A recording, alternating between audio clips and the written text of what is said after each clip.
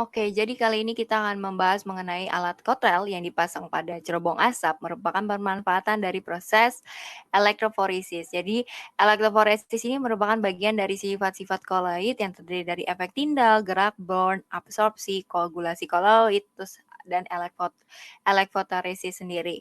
Yang pertama ada efek tindal. Jadi, efek tindal ini adalah penghamburan cahaya oleh koloid lalu oleh partikel koloid. Nah, ketika berkas cahaya diarahkan ke larutan dan diteruskan sehingga kita tidak bisa melihatnya. Nah, contoh efek tindal dalam kehidupan sehari itu adalah sorot sinar lampu mobil pada malam yang berkabut. Jadi, kita tidak bisa melihat dengan jelas atau tidak jelas. Hal ini karena adanya hamburan cahaya oleh partikel-partikel kabut yang menyebabkan daya tembus lampu mobil menjadi berkurang. Lalu yang kedua ada gerak Brown. Gerak Brown ini merupakan gerak partikel-partikel koloid yang bergerak terus-menerus dan tidak beraturan. Disebabkan adanya tumbukan sehingga tidak teratur antara partikel koloid yang terdispersi dan dengan medium pendispersinya. Sehingga efek yang timbulkan adalah bergetar, tidak beraturan, dan jaraknya pendek. Nah, contoh dari gerak Brown ini adalah gerak debu di udara. Lalu, yang ketiga ada absorpsi, di mana absorpsi ini adalah penyerapan atau penarikan ion oleh permukaan partikel koloid.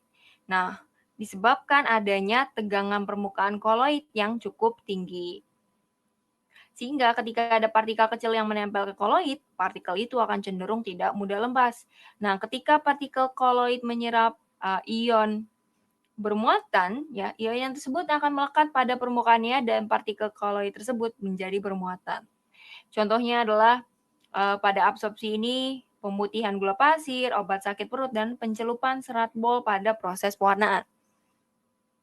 Lalu ada koagulasi di mana pengumpulan partikel koloid terjadi karena terganggunya stabilitas sistem koloid, ya. Jadi koagulasi ini berfungsi untuk memisahkan zat terdispersi dan medium pendispersinya.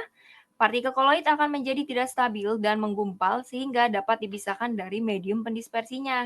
Contohnya adalah pembuatan lateks dan penjernihan air di sungai. Lalu yang terakhir adalah elektroforesis, yaitu prinsip dari mesin kotrel tersebut. Jadi peristiwa pergerakan partikel koloid yang bermuatan. Koloid, jadi kutub negatif disebut katoda, yang positif disebut anoda. Contohnya ini adalah mesin kotrel pada suatu pabrik, ya, digunakan untuk membersihkan asap dan jenis aerosol yang lain di dalam suatu industri. Jadi itulah kegunaan dari elektroforesis. Pengaplikasiannya itu terdapat pada alat kotrel yang digunakan untuk membersihkan asap, ya, pada suatu industri.